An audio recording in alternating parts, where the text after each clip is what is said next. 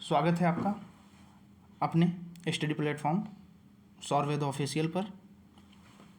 आशा करता हूँ आप सब स्वस्थ और मस्त और ज़बरदस्त होंगे और अपने एग्ज़ाम की प्रिपरेशन बहुत ही अच्छी तरीके से कर रहे होंगे।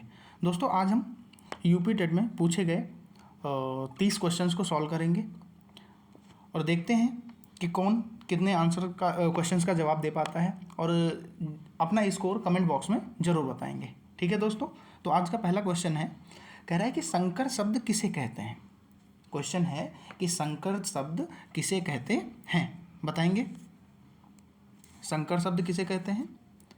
ग्रामीण भाषा का एक शब्द है या संस्कृत भाषा का एक शब्द है, ग्रामीण व संस्कृत भाषा के कुछ विशेष शब्द या दो भाषा के शब्दों से मिलकर बना शब्द। तो दो भाषा के शब्दों से मिलकर बना शब्द क्या कहलाता है? संकर शब्द कहलाता है। ऑप्शन नंबर डी क्या हो जाएगा? करेक्ट हो जाएगा। नेक्स्ट क्वेश्चन पर आगे बढ़ते हैं। नेक्स्ट क्वेश्चन क्या कह रहा है? नेक्स्ट क्वेश्चन कह रहा है कि शुद्ध शब्द में स्त्री वाचक बनाने के लिए, मतलब शुद्ध शब्द जो है उसको स्त्री वाचक बनाने के लिए किस प्रत्यय का प्रयोग किया जाता है? तो शुद्ध शब्द का स्त्रीवाचक बनाने के लिए आ प्रत्यय लगाया जाता है। क्या लगाया जाता है? आ प्रत्यय। कौन सा प्रत्यय?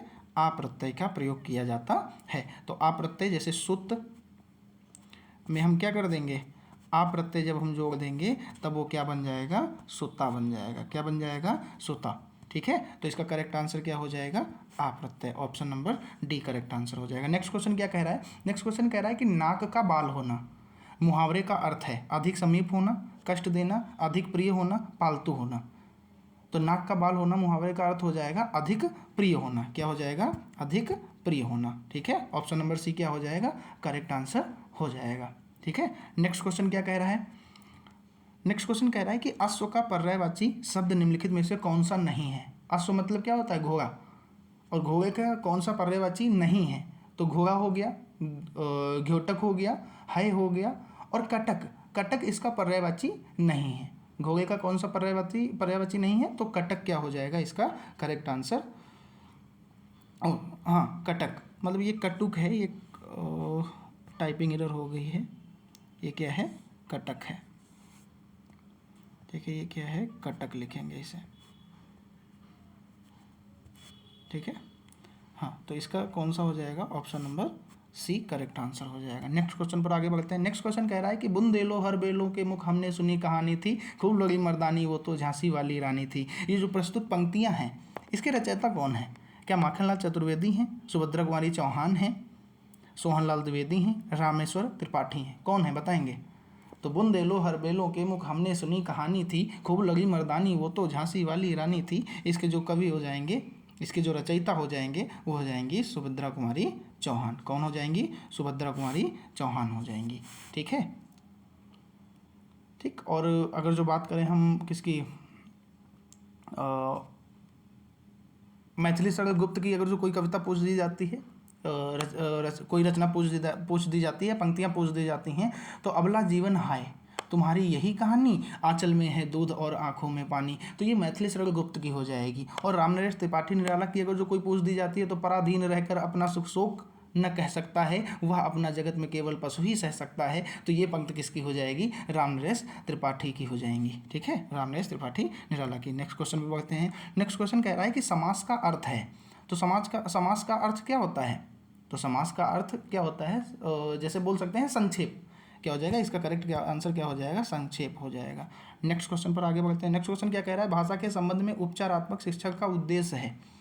उपचारात्मक शिक्षण का उद्देश्य क्या हो जाएगा? उद्देश्य क्या हो जाएगा? भाषा प्रयोग संबंधी कठिनाइयों की पहचान करना तथा उसका निदान करना, बच्चों को व्यस्त रखना, या बच्चों को श्रेणीवार विभक्त करना, या बच्चों की त्रुटियों के में केवल सूची बनाना।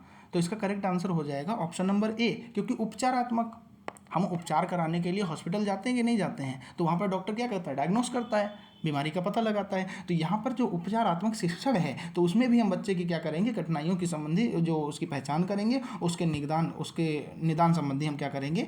एक्टिविटीज़ करेंगे। ठीक है, तो इसका करेक्ट आंसर क्या हो जाएगा? Option number A. Next question क्या कह रहा है? नेक्स्ट क्वेश्चन कह रहा है कि प्रमुख भाषाई कौशल के अंतर्गत इनमें से कौन सा एक नहीं है? सुनना हो गया, जैसे हमने देखा है, हमने पढ़ा है LSRW। ठीक है, L मतलब लिसनिंग सुनना, S मतलब स्पीच मतलब बोलना, R मतलब रीडिंग मतलब पढ़ना, और W मतलब क्या हो जाएगा, राइटिंग मतलब लिखना। तो इसमें से कौन सा नहीं है, तो ऑप्शन नंबर सी मतलब हंसना कौन सा हो जाएगा, कौन सा नहीं है, तो हंसना नहीं है। ठीक है, ये इसका पार्ट नहीं होगा। नेक्स्ट क्वेश्चन क्या कह रहा है, नेक्स्ट क्वेश्चन कह रहा है कि हिंदी दिवस कब मनाया जाता है, बताएंगे हिंदी दिवस कब मनाया जाता है। एक होता है हिंदी, एक होता है विश्व हिंदी दिवस। ठीक है, तो हिंदी दिवस कब मनाया जाता है, तो ये मनाया जाता है हमारा 14 सितंबर को मनाया जाता है। ठीक है, 14 दिसंबर को हिंदी दिवस मनाया जाता है, क्योंकि 1949 को भारत के संविधान में हिंदी को राजभाषा की मान्यता प्रदान की गई थी। ठीक है, और अगर जो अनुच्छेद पूछा जाए तो भाग 17 में अनुच्छेद जो 343 से 351 तक है वो राजभाषा का प्रावधान उसमें किया गया है। ठीक है, और जो संविधान की 8वीं अनुसूची है, ठीक है, 8वीं अनुसूची में कितनी भाषाओं का उल्लेख किया गया है, 22 भाषाओं का उल्लेख किया गया है। नेक्स्ट क्वेश्चन पर आगे बढ़ते हैं। नेक्स्ट क्वेश्चन क्या कह रहा है, नेक्स्ट क्वेश्चन कह रहा है कि काव्य शिक्षा का उद्देश्य है, काव्य शिक्षा का शिक्षण का या शिक्षा का उद्देश्य है तो भाषा में प्रयुक्त होने वाले विराम चिन्हों से परिचित करना, व्याकरणिक नियमों की जानकारी देना, या संगीत कला में निपुण बनाना, या रसास्वादन एवं क्या हो जाएगा, आनंदानुभूति कराना। तो इसका करेक्ट आंसर क्या हो जाएगा, तो हो जाएगा रसानुभूति एवं आनंदानुभूति कराना। इसका क्या हो जाएगा, करेक्ट आंसर हो जाएगा, क्योंकि साहित्य में जो काव्य शिक्षण होता है उसका प्रमुख उद्देश्य ही होता है कि छात्रों को रस तथा आनंद की अनुभूति कराना। ठीक है, तो इसका करेक्ट आंसर हो जाएगा option number D. Next question क्या कह रहा है, निम्न में से किस वाक्य में विशेषण का प्रयोग हुआ है, किस वाक्य में हुआ है, राम जाता है, सीताफल खाती है, मेरी गाय काली है, जल्दी उठना स्वास्थ्यवर्धक होता है। तो इसमें देखो राम जाता है कोई मतलब नहीं है, सीता फल खाती है, खाने तो कोई दिक्कत नहीं, मेरी गाय है, अब मेरी गाय है कैसी है, काली है, तो ये क्या हो जाएगा, विशेषण हो जाएगा। ठीक है, नेक्स्ट क्वेश्चन क्या हो जाएगा, ऑप्शन नंबर सी हो जाएगा। हाँ, उसका आंसर सी हो जाएगा। नेक्स्ट क्वेश्चन कह रहा है कि नेक्स्ट क्वेश्चन कह रहा है कि नाटक शिक्षण में कक्षाभिनय प्रणाली के प्रयोग से क्या होता है, शिक्षक एवं बच्चों का समय व्यर्थ होता है, पत्रानुसार बच्चों द्वारा अभिनय से सीखने की प्रक्रिया में तेजी आती है, बच्चों पर विपरीत प्रभाव पड़ता है, और यह उपरोक्त में से कोई नहीं। तो कौन सा हो जाएगा, देखिए जो नाटक शिक्षण होता है उसमें कक्षा प्रणाली जो अनुभव होता है, कक्षाभिनय जो प्रणाली होती है उसके प्रयोग से पात्रों के अनुसार जो उसमें कैरेक्टर्स यूज किए गए होते हैं जैसे अनुसार छात्रों में अभिनय सीखने की प्रक्रिया का तेजी से विकास होता है। ठीक है, तो वो जल्दी चीज़ों को कर पाते हैं। तो इसका करेक्ट आंसर क्या हो जाएगा, ऑप्शन नंबर बी हो जाएगा। ठीक है, इसका correct answer option number B. Next question पर आगे बढ़ते हैं। नेक्स्ट क्वेश्चन कह रहा है कि निम्न शब्द में अधिकरण कारक का प्रयोग हुआ है, अधिकरण कारक का प्रयोग किस में हुआ है, वाहनारूढ़ में हुआ है, सत्ताधीश में हुआ है, सत्ताधीश नहीं ये सत्ताधीश है, क्या हो जाएगा, सत्ताधीश है। ठीक है, इसको लिखेंगे सत्ताधीश, क्या हो जाएगा, सत्ताधीश हो जाएगा। ठीक है, गंगा जल हो जाएगा, रेखा चित्र हो जाएगा। बताएंगे इसका करेक्ट आंसर कौन सा हो जाएगा, तो जो जैसे अधिकरण तत्पुरुष होता है उसमें कारक चिन्ह का लोप हो, वहाँ पर क्या होता है, अधिकरण तत्पुरुष होता है। कहाँ पर, मतलब जो अधिकरण तत्पुरुष होता है उसमें कारक चिन्ह का लोप हो, वहाँ अधिकरण तत्पुरुष होता है। इसका जो कारक चिन्ह है में या पर ये होते हैं। ठीक है, तो वाहन रूढ़ मतलब वाहन पर आरूढ़, तो इसमें क्या हो जाएगा, अधिकरण तत्पुरुष हो जाएगा।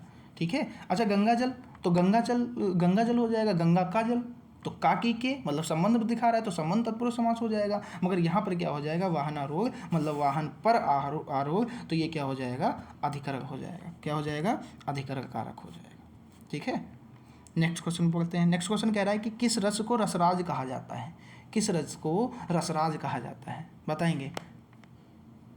तो जो श्रृंगार रस होता है, श्रृंगार रस को कार्य व्यापार की व्यापकता के कारण रसराज कहा जाता है। किसको, श्रृंगार रस को। जैसे भरत मुनि थे, उन्होंने क्या किया था, 8 प्रकार के रसों का उल्लेख किया था। ठीक है, और जबकि जो अभिनव गुप्त थे उन्होंने क्या किया था, उन्होंने इसकी जो संख्या बताई थी रसों की मूलतः 9 बताई थी।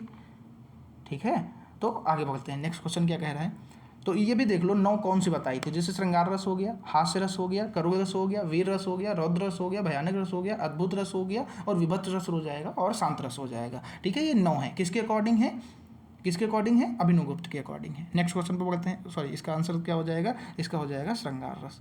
नेक्स्ट क्वेश्चन क्या कह रहा है? नेक्स्ट क्वेश्चन कह रहा है कि घनानंद को किस युग का कवि कहा जाता है? जो घनानंद जी थे उनको किस युग का कवि कहा जाता है? आदिकाल का कहा जाता है, भक्तिकाल का कहा जाता है, रीतकाल, भारतेंदुकाल? तो इसका करेक्ट आंसर क्या हो जाएगा? रीतकाल। मतलब घनानंद रीतकाल के रीत मुक्त काव्य धारा के प्रमुख कवि हैं। और इनका जन्म कब हुआ था? 1689 में हुआ था। कहाँ हुआ था? बुलंदशहर में हुआ था। बुलंदशहर कहाँ? उत्तर प्रदेश में है। ठीक है। और ये जो निबार्क संप्रदाय हुआ करता था उसके ये दीक्षित थे। ठीक, आगे बढ़ते हैं। तो ये किसके हो जाएंगे? तो ये हो जाएंगे रीतिकाल के, option number C. Next question बोलते हैं। नेक्स्ट क्वेश्चन कह रहा है कि निम्नलिखित में से शुद्ध वर्तनी वाला शब्द है। शुद्ध वर्तनी वाला, बहुत लोग इसमें गलती करते हैं। आशीर्वाद हो जाएगा, आशीर्वाद लिखा है तो इसका शुद्ध वर्तनी कौन सी हो जाएगी? तो इसकी शुद्ध वर्तनी जो हो जाएगी ऑप्शन नंबर सी। क्या हो जाएगा? Option number C. ये हमारा क्या है? शुद्ध लिखा हुआ है। नेक्स्ट क्वेश्चन बोलते हैं। नेक्स्ट क्वेश्चन कह रहा है को से किस कारक चिन्ह का बोध होता है? कर्म कारक का, कर्ग कारक का, संप्रदान कारक का, अधिकृत कारक का? तो को से किस कारक चिन्ह का बोध होता है? तो जैसे पढ़ते हैं ना, कर्ता ने कर्म को कर्ग से, संप्रदान के लिए या को अपादान से जहाँ पर अलग होने की स्थिति हो, संबंध का की के रारी रे, अधिकृत कारक क्या होता है? मैं या पर, संबोधन हे अरे। ठीक है। तो यहाँ पर क्या हो जाएगा? कर्ता ने कर्म को, तो यहाँ पर कर्म कारक हो जाएगा। ठीक है। नेक्स्ट क्वेश्चन पर आगे बढ़ते हैं। नेक्स्ट क्वेश्चन क्या कह रहा है? सच्चिदानंद हीरानंद वात्स्यायन का उपनाम क्या है? तो बताएंगे सच्चिदानंद हीरानंद वात्स्यायन का उपनाम क्या है? तो हम बोलते हैं ना सच्चिदानंद हीरानंद वात्स्यायन अज्ञेय। तो ऑप्शन नंबर सी क्या हो जाएगा? करेक्ट आंसर हो जाएगा। नेक्स्ट क्वेश्चन क्या कह रहा है? नेक्स्ट क्वेश्चन कह रहा है कि बिहारी के प्रसिद्ध हैं, मतलब बिहारी के प्रसिद्ध हैं। क्या प्रसिद्ध हैं? बिहारी के कविताएं प्रसिद्ध हैं, सवैया प्रसिद्ध है, पद प्रसिद्ध हैं या दोहा? तो बिहारी के दोहा प्रसिद्ध हैं, क्योंकि बिहारी रीतकाल के सिद्ध काव्यधारा के एकमात्र कवि हैं। ठीक है, जिन्होंने केवल एक रचना बिहारी सतसई दोहा छंद में लिखी है ना। बिहारी सतसई की भाषा कौन सी है? परिनिश्चित साहित्यिक ब्रजभाषा है। और इसमें कितने दोहे हैं? तो इसमें कितने दोहे बताएंगे? इसमें कितने दोहे हैं? इसमें 719 दोहे हैं। ठीक। नेक्स्ट क्वेश्चन पर आगे बढ़ते हैं। नेक्स्ट क्वेश्चन क्या कह रहा है? इसका आंसर क्या हो जाएगा? इसका हो जाएगा दोहा, option number D. Next question कह रहा है कि पुनर्जन्म शब्द का सही संधि विच्छेद क्या होगा? पुनर्जन्म, तो पुनः प्लस जन्म हो जाएगा, पुरुन प्लस जन्म हो जाएगा, या पुनर्जन्म हो जाएगा, या पुनः धन आजन्म हो जाएगा। तो इसका करेक्ट आंसर कौन सा हो जाएगा? क्योंकि यहाँ पर विसर्ग संधि होने वाली है, तो ये हो जाएगा हमारा पुनः प्लस जन्म। ठीक है। विसर्ग के साथ जब स्वर अथवा व्यंजन मिल जाते हैं तो वहाँ पर जो विकार उत्पन्न होता है उसे हम क्या कहते हैं? विसर्ग संधि कहते हैं। नेक्स्ट क्वेश्चन क्या कह रहा है? नेक्स्ट क्वेश्चन कह रहा है कि शोक किस रस का स्थायी भाव है? अभी हमने 9 के 9 पढ़े थे और भरत मुनि के अकॉर्डिंग 8 पढ़े थे। ठीक है। रसों की संख्या पढ़ी थी कि नहीं पढ़ी थी? और सबसे रसराज किसे कहा जाता है? श्रृंगार रस को कहा जाता है। तो इसका जो करेक्ट आंसर हो जाएगा, शोक का क्या हो जाता है? शोक का क्या हो जाएगा? करुग हो जाएगा। क्या हो जाएगा? करुग। ठीक है। जैसे श्रृंगार रस का स्थायी भाव क्या होता है? रति होता है। हास्य रस का स्थायी भाव क्या होता है? हास होता है। करुग रस का क्या होता है? शोक होता है। वीर रस का स्थायी भाव क्या होता है? उत्साह होता है। रौद्र रस का स्थायी भाव क्या होता है? क्रोध होता है। भयानक रस का भय होता है। अद्भुत रस का विस्मय होता है। विभत्स रस का जुगुप्सा घृणा होती है। ठीक है। और शांत रस का क्या होता है? निर्वेद होता है। नेक्स्ट क्वेश्चन पर आगे बढ़ते हैं। नेक्स्ट क्वेश्चन क्या कह रहा है? नेक्स्ट क्वेश्चन कह रहा है कि सूरदास ने किस भाषा में सूरसागर की रचना की है? तो सूरदास ने किस भाषा में लिखी है? अवधी में लिखी है, ब्रज में लिखी, खड़ी बोली, राजस्थानी में लिखी है। तो राजस्थानी तो हो ही नहीं सकता। ठीक है। तो जो सूरदास हैं वो किस भाषा में लिखे हैं? ब्रज भाषा में लिखा है उन्होंने। किस में लिखा है? ब्रज भाषा में। तो सूरदास जी अच्छा, ये कौन सी काव्यधारा के कवि थे? तो सूरदास जी भक्तकालीन सगुण काव्यधारा के कृष्ण भक्त शाखा के प्रमुख कवि थे। अच्छा, इनकी रचनाएं कौन सी हो जाएंगी? तो इनकी रचनाएं हो जाएंगी, कौन सी हो जाएंगी रचनाएं बताएंगे? इनकी रचनाएं हो जाएंगी सूरदास की, जैसे सूरसागर। कौन सी हो जाएगी? सूरसागर हो जाएगी। और कौन सी हो जाएगी बताएंगे? सूरसारावली। कौन सी? सूरसारावली। और बताएंगे और कौन सी हो जाएगी? सूरसागर, सूरसारावली। और ऐसे ही साहित्य लहरी। कौन सी हो जाएगी? साहित्य लहरी हो जाएगी। ठीक है। आई होप आपको समझ में आ रहा होगा। अगर जो आपको चीज़ें समझ में आ रही हैं तो चैनल को लाइक ज़रूर कर दीजिएगा, चैनल को सब्सक्राइब जरूर कर दीजिएगा, और एक प्यारा सा लाइक तो बनता ही है। ठीक है। तो नेक्स्ट क्वेश्चन पर आगे बढ़ते हैं। नेक्स्ट क्वेश्चन क्या कह रहा है? नेक्स्ट क्वेश्चन कह रहा है कि दोहा में कितनी मात्राएं होती हैं? बताएंगे दोहा में कितनी मात्राएं होती हैं? 24 होती हैं, 26 होती हैं, 28 होती हैं, 30 होती हैं। तो दोहा में कितनी होती हैं? 24 मात्राएं होती हैं। और दोहा क्या होता है? अर्ध सममात्रिक छंद होता है, ठीक है, जिसके प्रथम व तृतीय चरण में कितनी मात्राएं होती हैं? 13 मात्राएं होती हैं। और द्वितीय तथा चतुर्थ में कौन कौन सी होती हैं? 11 मात्राएं होती हैं, ठीक है। और इसके जो क्या बोलते हैं सम चरणों में क्या होते हैं? अंत में गुरु और लघु आते हैं, ठीक है। नेक्स्ट क्वेश्चन इसका क्या हो जाएगा? ऑप्शन नंबर ए हो जाएगा करेक्ट आंसर, ठीक है। 24 मात्राएं होती हैं। नेक्स्ट क्वेश्चन को बोलते हैं, नेक्स्ट क्वेश्चन कह रहा है जो अच्छे कुल में उत्पन्न हुआ हो उसे क्या बोलते हैं? जो अच्छे कुल में उत्पन्न हुआ हो, तो बताएंगे जो अच्छे कुल में उत्पन्न हुआ उसे हम कुलीन बोलते हैं। क्या बोलते हैं? कुलीन बोलते हैं, ठीक है। अच्छा, जो बहुत कंजूस हो उसे क्या बोलेंगे? कृपण बोलते हैं। अच्छा, जिसके पास धन संपदा हो, मतलब जिसके पास आधार धन संपदा हो, उसे क्या बोलेंगे? वो भाई समृद्ध है, चीज़ें उसके पास है। जो पैसे वाला हो उसे क्या बोलेंगे? धनी बोलेंगे, ठीक है। समृद्ध किसे बोलेंगे? जिसके पास आधार धन संपदा हो, बहुत अपार धन संपदा हो, ठीक है। कृपण किसे बोलेंगे? जो बहुत कंजूस हो, ठीक है। धनी किसे बोलेंगे? जो पैसे वाला हो। नेक्स्ट क्वेश्चन पर आगे बढ़ते हैं। नेक्स्ट क्वेश्चन क्या कह रहा है? दाता शब्द का स्त्रीलिंग क्या होगा? बताएंगे। दाता का क्या हो जाएगा? दाता का दात्री हो जाएगा। क्या हो जाएगा? दात्री हो जाएगा। क्या? दात्री। Option number C correct answer हो जाएगा। नेक्स्ट बढ़ते हैं। लड़का पेड़ से गिरा। अच्छा, लड़का पेड़ पर था और गिर गया, मतलब पेड़ से क्या हो गया? अलग हो गया। तो यहाँ पर कौन सा कारक हो जाएगा? अपादान कारक हो जाएगा। कौन सा हो जाएगा? अपादान कारक। कर्ता ने कर्म को कर्म से या के द्वारा संप्रदान के लिए और अपादान से अलग होने की स्थिति में संबंध का के रारी रे अधिकरण कारक में क्या होता है? में या पर होता है, संबोधन है अरे होता है। नेक्स्ट क्वेश्चन पर आगे बढ़ते हैं। नेक्स्ट क्वेश्चन कह रहा है कि पापी में कौन सा विशेषण है? पापी में कौन सा विशेषण है? संख्यावाचक विशेषण है, सार्वनामिक विशेषण है, गुणवाचक विशेषण है, परिमाणवाचक विशेषण है, या नवल सुंदर श्याम शरीर? ये तो क्वेश्चन आ गया, सॉरी। तो इन चारों में से कौन सा क्वेश्चन सही हो जाएगा? आंसर सही हो जाएगा। तो इसमें कौन सा हो जाएगा? पापी। वह इंसान बहुत पापी है। वह इंसान बहुत पापी है, मतलब उसके गुण बताए जा रहे हैं पापी होने के। तो यहाँ पर क्या हो जाएगा? गुणवाचक विशेषण हो जाएगा। नेक्स्ट क्वेश्चन पर आगे बढ़ते हैं। नेक्स्ट क्वेश्चन कह रहा है कि नवल सुंदर श्याम शरीर की सजल नीरद सी कल कांति थी में अलंकार कौन सा है? बताएंगे कौन सा अलंकार है? नवल सुंदर श्याम शरीर की सजल नीरद सी कल कांति थी, इस वाक्य में कौन सा अलंकार है? तो बताएंगे उपमा अलंकार है। क्या होता है उपमा अलंकार? जहाँ उपमेय के साथ उपमान की किसी समान धर्म को लेकर तुलना की जाए। नवल सुंदर श्याम शरीर की सजल नीरद सी कल कांति थी, तो इसमें कौन सा हो जाएगा? उपमा अलंकार हो जाएगा, ठीक है। नेक्स्ट क्वेश्चन पर आगे बढ़ते हैं। अच्छा, रूपक अलंकार में क्या होता है? रूपक अलंकार में क्या होता है? तो जहाँ उपमेय में उपमान, जहाँ उपमेय और उपमान में भेद रहित क्या किया जाए? आरोप किया जाए, वहाँ पर रूपक अलंकार होता है। जैसे उदित उदयगिर मंच पर रघुबल बाल पतंग बिकसेउ संत सरोज रज हर्षे लोचन भ्रंग, तो क्या हो जाएगा? रूपक अलंकार हो जाता है। श्लेष अलंकार क्या होता है? तो श्लेष अलंकार का अर्थ ही होता है चिपकना, मिलना अथवा संयोग।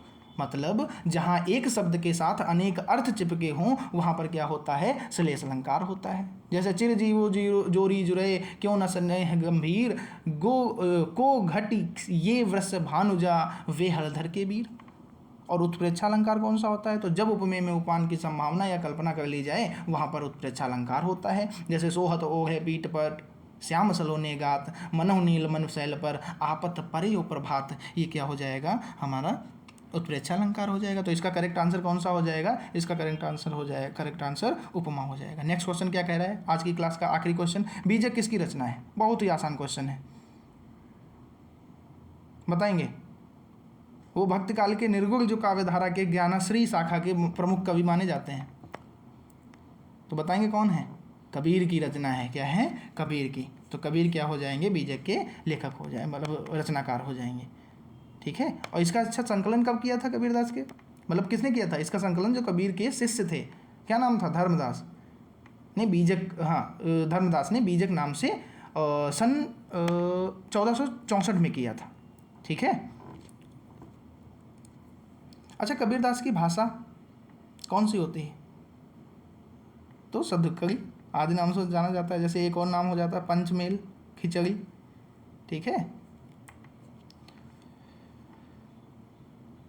अच्छा, कोई एक स्टेटमेंट या फिर जिस नाम से, एक नाम से आचार्य हजारी प्रसाद द्विवेदी कबीर को बुलाया करते थे, कबीर जी को।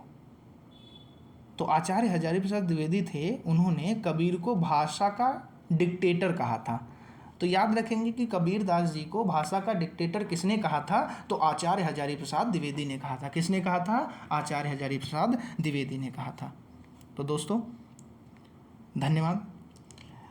मैं आशा करता हूँ आपको ये क्लास पसंद आई होगी। अगर जो आपको ये क्लास पसंद आई है तो एक प्यारा सा लाइक ज़रूर करें और अपना स्कोर ज़रूर बताएं कमेंट बॉक्स में कि आपने 30 में से कितने अंक प्राप्त किए। ठीक है, इसमें से डिक्टो क्वेश्चन आपको एग्ज़ाम में मिलने वाले हैं।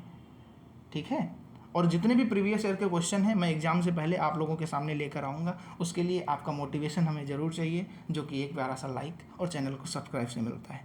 तो चलिए दोस्तों, बिना टाइम गवाए क्लास को यहीं पर विराम करते हैं और मिलते हैं किसी नेक्स्ट क्लास में। धन्यवाद।